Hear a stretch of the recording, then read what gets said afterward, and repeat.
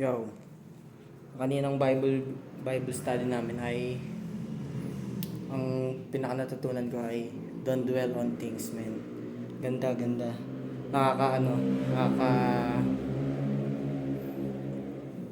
nakaka ano, nakaka gaan ng loob. Yun lang. Share ko lang, man. Maganda tungkol sa yung Bible study namin ay C2S, COG, Church of God, Connect to Soul, ang ibig sabihin ng C2S.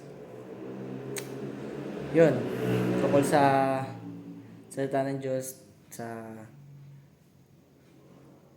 sa temptation and other topic. Wait lang. Ito ko yan. Gulo no? SSMC.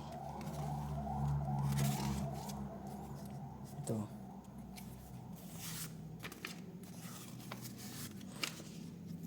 Captain Hook, Lesson 4. Tungkol to sa ito.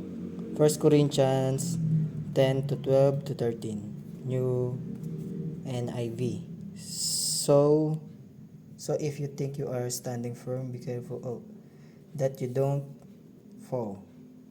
No temptation has overtaken you except what is common to mankind, and God is faithful. He will not let you tempted beyond what you can bear. But you are tempted.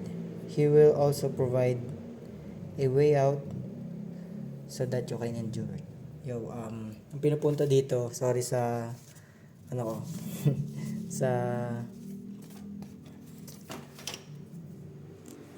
ano ko, pagbasa ng skill ay reading reading skill. Ang topic doon ay hindi ka bibigyan ng Diyos kung di mo kakayanin.